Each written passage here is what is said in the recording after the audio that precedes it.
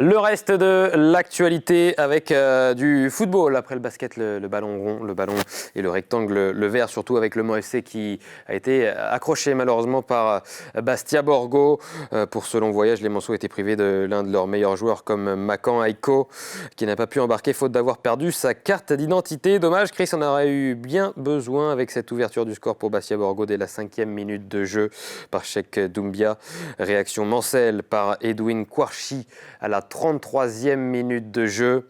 Au retour des vestiaires, Arnaud Tatevin pour Bastia Borgo inscrit le deuxième but. Bastia Borgo reprend donc l'avantage de buts à 1.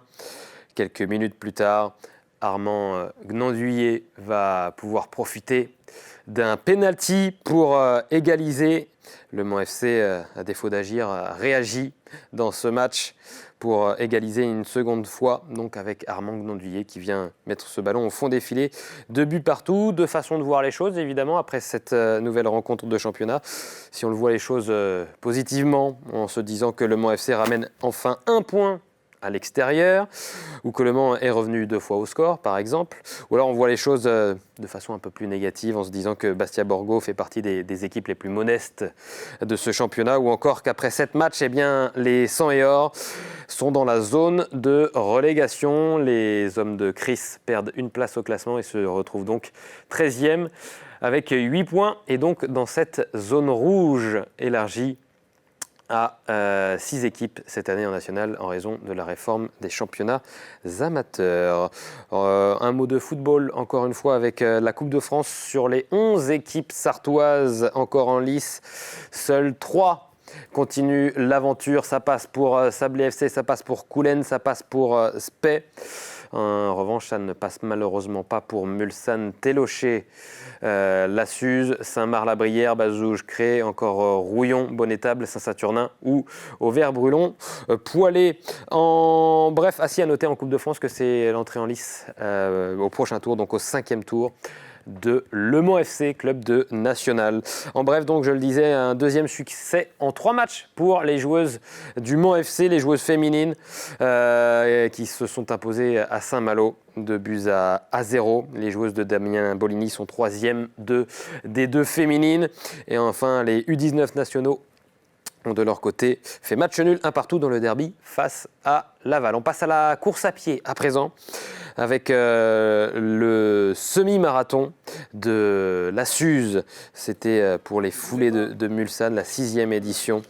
Et donc ce départ du semi-marathon avec un peu moins de 21 km à parcourir.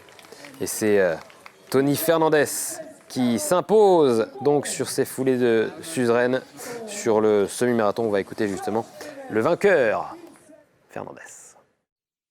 L'objectif aujourd'hui, c'est de faire une séance pour un marathon qu'on prépare dans 3 semaines maintenant. Et puis, c'était de faire un gros bloc d'entraînement samedi et dimanche, quoi. L'objectif, c'est le marathon de Rennes dans 3 semaines maintenant. On y va avec plusieurs personnes du club, là, donc voilà, c'est l'objectif de la fin d'année. On avait prévu avec le coach de faire les 10 premiers kilomètres à allure marathon. Donc c'est pour ça qu'on était un petit peu rentré dans la course. Et puis de faire le reste à des allures spécifiques, quoi, en fait. Le parcours était très difficile. Ah ouais, avec une bosse à taper 3 fois, des faux plats, des parties de chemin. Donc un parcours qui était pas facile. Un parcours évidemment pas facile. Chez les dames, on va voir l'arrivée victorieuse donc pour Audrey Provost, vainqueur chez les femmes de ce semi-marathon. On va écouter justement Audrey Provost au micro d'Amoun Chamsoudine. J'ai géré ma course, j'ai pris plaisir, beaucoup de plaisir aujourd'hui. Je fais des semaines à 80 km, donc j'avoue que là, me faire une petite course pour le plaisir, ça fait du bien et voilà. Donc voilà, c'est chouette. Je prépare un marathon, donc je suis partie à allure, on va dire raisonnable. Bon après, j'ai été un peu plus vite que prévu, mais le parcours il est sympa parce que c'est varié. Il y a de la route, il y a du chemin, il y a un peu de bois et voilà. Mais il est difficile quand même. Il y a 3 belles côtes et c'est dur. Avec le 10 km également présent sur les foulées suzeraines. Chez les hommes, sur ce 10 000 mètres, eh bien, c'est Sylvain Greneche qui s'impose, qui lève une nouvelle fois les bras cette saison. On va écouter le vainqueur donc de ce 10 km. Ça s'est très bien passé. Je suis un adepte des foulées suzeraines. Le parcours a changé légèrement. Et c'est toujours un très beau parcours, nature, assez compliqué quand même, mais avec un beau chrono à la fin, donc je suis content. J'ai géré ma course, je suis parti avec le 5 km. Je suis passé un petit peu devant eux au 2e kilomètre, donc ça m'a donné de l'assurance. Et puis après, j'ai gardé l'écart, quoi. Je suis resté en 3 minutes 20 au kilo et j'ai maintenu l'allure. Et comme il n'y avait personne à 400 mètres, j'ai fini plus cool, quoi, pour profiter du public, de la nature, etc., quoi. Chez les dames, victoire de Peggy Goulette-Seigneuret qui s'impose donc sur ce 10 km. Là aussi, on est habitué évidemment à la voir lever les bras. On écoute la vainqueur de ce 10 km. J'ai été blessée longtemps la saison dernière et là vraiment je reviens. Alors les chronos sont pas top mais le but c'est plaisir et encore plaisir. Donc voilà, encore inscrite de dernière minute pour cette course, mais le parcours était vraiment pas simple, donc le chrono est pas vraiment là. Mais voilà, il y avait des gens sympas sur le parcours encore une fois et puis une organisation bien rodée, bravo. Faut dire aussi qu'il n'y a pas vraiment de concurrence, donc c'est la raison pour laquelle j'enchaîne un petit peu les victoires, mais ça fait vraiment très plaisir. Et après les foulées suzeraines, place au trail, le trail de la forêt de Bercé, donc entre Écomois et Maillé, le trail 100% naturel organisé par le Rotary Club de Maillé au profit de l'association La Marsalette Increvable. C'était samedi avec 3 parcours proposés, le 28 km, le 15 km ou encore le 8 km. Sur le 28 km, il y avait 63 participants et participantes. La victoire est revenue à Julien Bouvet en 1h59 et 53 secondes. Deuxième place pour Matteo Moïse en 2h02 minutes et 2 secondes. Et puis la troisième place revient à Sylvain Briolet, arrivé un peu plus de 20 secondes plus tard. Écoutons Julien Bouvet, le vainqueur de ce trail. Ça s'est très bien passé, c'est un parcours super agréable, je connaissais, j'habite à côté, donc c'est mes chemins d'entraînement, donc ça fait plaisir. Là je suis en pleine préparation pour le marathon de Vannes, donc on est dans 3 semaines, donc ça faisait ma sortie longue, donc c'était super agréable. Le parcours c'est plutôt roulant, hein. Il y a quelques côtes mais c'est plutôt roulant, donc je suis parti tout de suite à mon allure, au train et j'ai géré mon avance.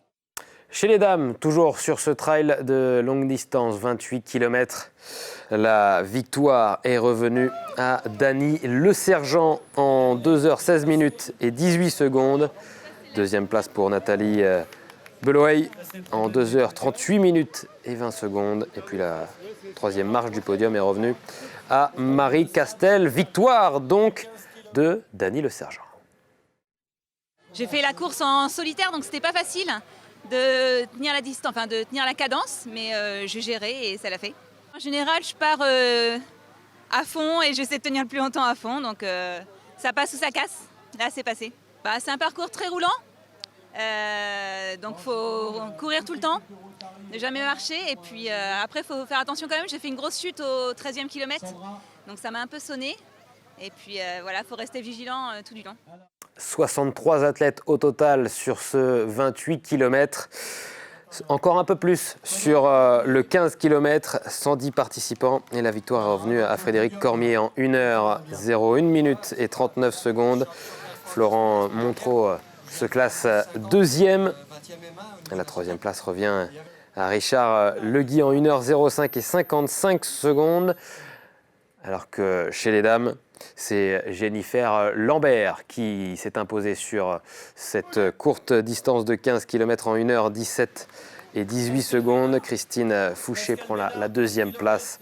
La troisième place pour Juliette Gérard-Chevet. Et puis un mot sur le challenge La Marselette Increvable. Évidemment, ça nous tenait à cœur de vous parler de cette association, le 8 km, qui s'est déroulé donc avec la présence de la Marselette Increvable, une association ayant créé un fauteuil roulant tractable conçu pour la course à plier.